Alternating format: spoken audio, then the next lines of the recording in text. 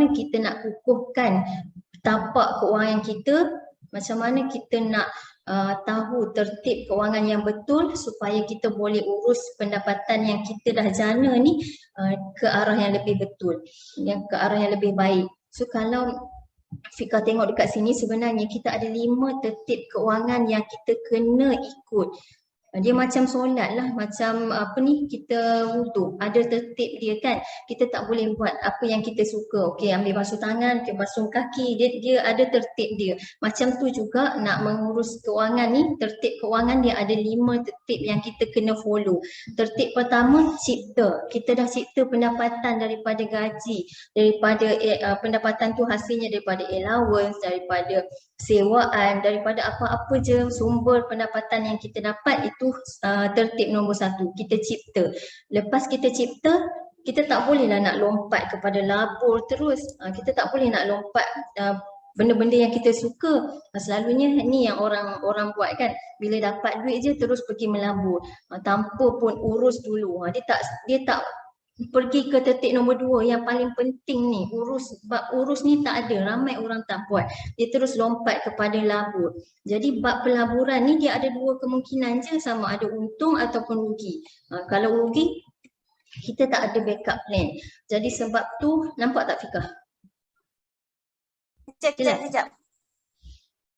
Handphone tadi tiba-tiba ada call. Oh, okey. Sekejap.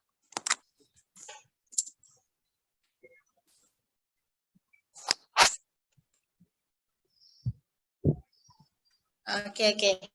Alright. So tadi tertib pertama kita tahu kita memang kena cipta pendapatan. Bila sekarang kita dah cipta pendapatan, sebenarnya kita kena urus dulu pendapatan kita tu. Barulah kita nak melabur ke, nak buat apa-apa ke, so kena urus dulu. Urus pun kena ada formula urus gaji yang betul lah. Ni formula urus gaji ni yang Mak Jurong MJ yang dia dah ikut flow yang betul lah. So kalau kita ikut formula urus gaji ni, insyaAllah tapak keuangan kita pun kukuh. So kalau berlaku risiko-risiko tadi yang saya tunjukkan tu, insyaAllah kita dapat atasi risiko tu. Tapi ramainya rakyat Malaysia ni yang banyaknya hutang, tak ada simpanan, walaupun 1,000 tak ada simpanan, tapi banyaknya hutang. Sebab bila kita tertib pertama tadi cipta ada gaji, dia terus kepada pelaburan, dia terus kepada perbelanjaan dan sebagainya yang kita langsung tak allocatekan sikit untuk simpanan. So part urus ni lagi yang benda yang paling penting. Macam Fika sekarang pernah ada formula sendiri tak untuk urus gaji? Tak ada. Okey, kalau untuk formula urus gaji yang lebih betul, daripada 100% pendapatan kita tu, net income kita lepas tolak EPF, SOCSO apa semua tu, sebenarnya 10% maksimum yang kita kena simpan untuk perlindungan. Maksimum, maksudnya kat sini jangan kita simpan lebih dari 10%. Maksimum saving and protect ni adalah takaful, medical card tu lah.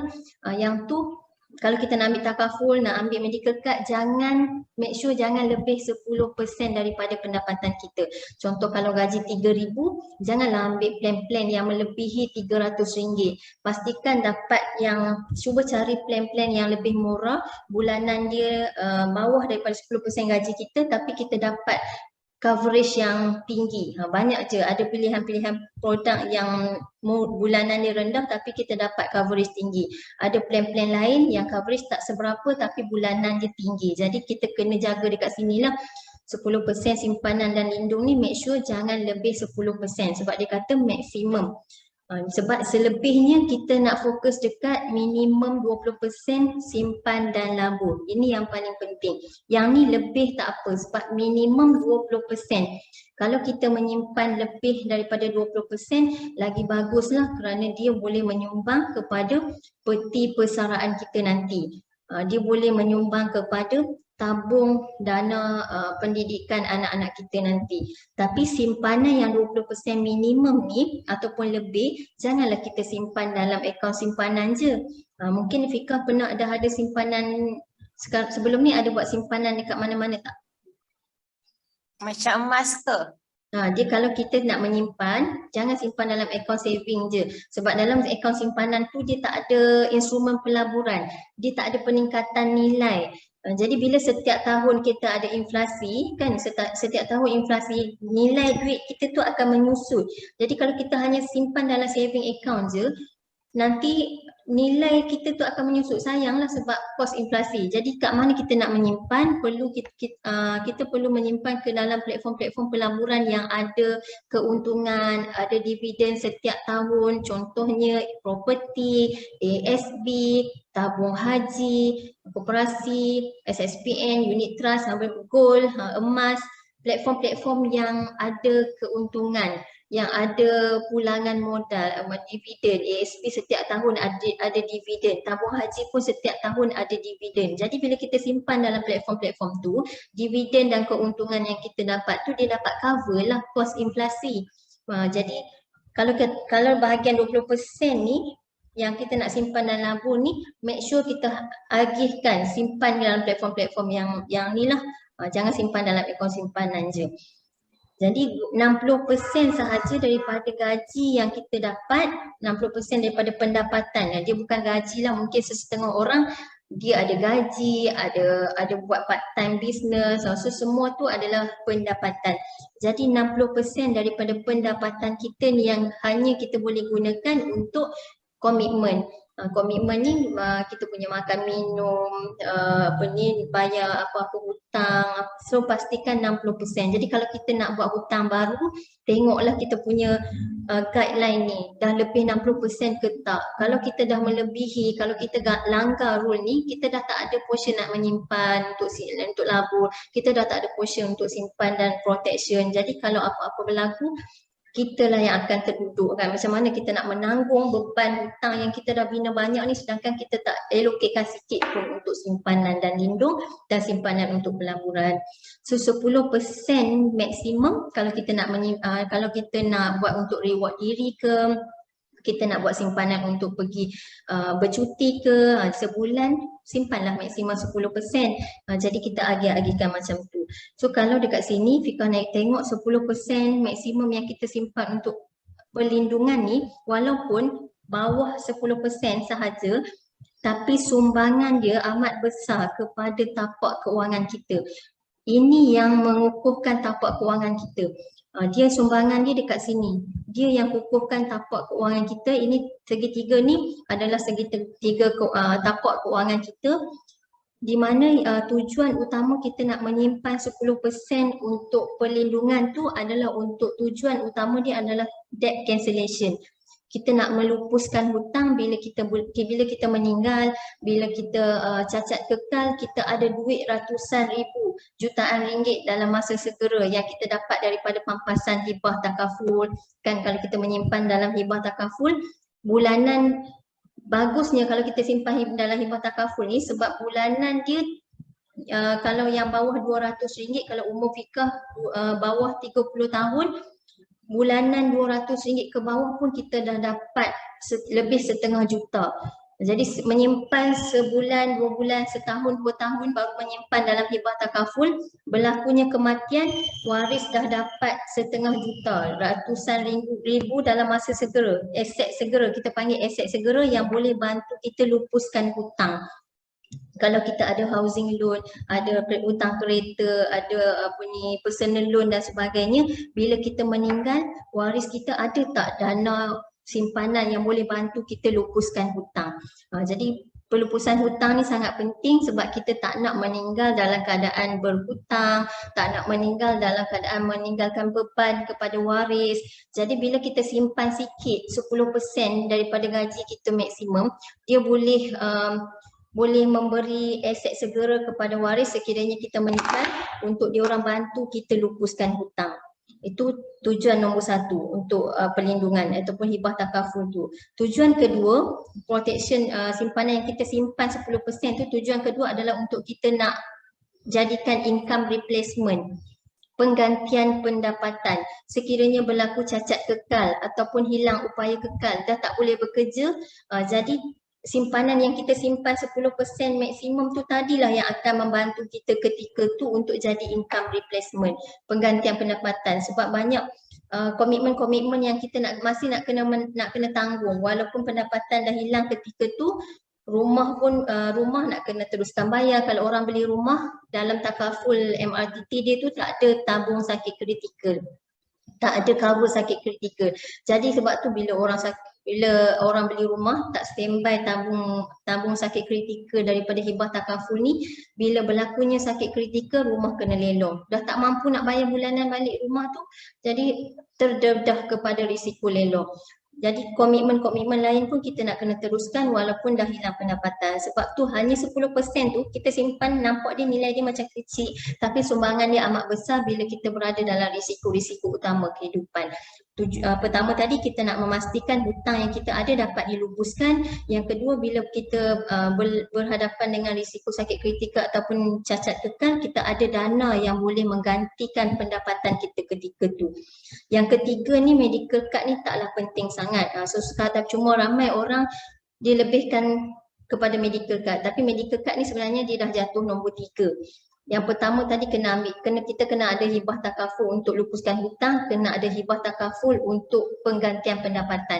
Kalau kita mampu untuk adakan medical card, itu baru boleh ambil lah. Tapi kalau kita tak mampu, sebenarnya kita ada pilihan hospital kerajaan. Tapi make sure kalau nak ambil medical card dengan hibah takaful, total kedua-dua ni jangan lebih 10% daripada gaji. So dengan apa tadi? Hibah takaful dengan medical card. Ya, yang pertama tu hibah takaful, yang kedua? Yang pertama tadi kita ambil hibah takaful untuk pelupusan hutang. Sebab bila hanya hibah takaful alternatif yang kita ada untuk kita adakan aset ratusan ribu dalam masa segera. Cuba Fika bayangkan kalau kita simpan sendiri RM200, RM200 kita simpan sendiri, darab 12 bulan, darab 200 tahun, kita baru dapat RM480,000. Dalam tempoh 200 tahun nak kena menyimpan RM200 baru dapat RM480,000. Tapi memang sukarlah kita punya jangka hayat pun 80 tahun sahaja. Tapi kalau untungnya kalau kita simpan dalam hibah takaful, RM200 tu dah boleh cover lebih 500,000, lebih daripada RM500,000. Baru menyimpan setahun 2 tahun, berlakunya kematian, berlakunya cacat kekal, kita dah ada aset lebih RM500,000. Faham tak? Jadi sebab tu pentingnya hibah takaful ni, sebab dia tolong menolong. Takaful tu kan konsep tolong menolong. Jadi kalau orang lain tak ada musibah, dia akan membantu orang-orang yang ada musibah ni. Inilah cara dia, orang kaya macam mana dia leveragekan risiko kepada orang lain. Orang kaya walaupun dia ada duit, tapi dia pun ada banyak aset, dia pun ada banyak hutang. Jadi sebab tu dia pun ambil hibah takaful ni untuk leveragekan risiko tu kepada orang lain. Kalau dia nak mengharapkan simpanan dia tu semua untuk lupuskan hutang-hutang dia kalau dia meninggal, jadi sayanglah. Jadi simpanan yang dia ada tu dia bolehlah gunakan agihkan kepada waris-waris yang layak. Jadi medical card tu pilihan nombor 2 lah. Tadi hibah takaful tu tujuannya kita nak lupuskan hutang.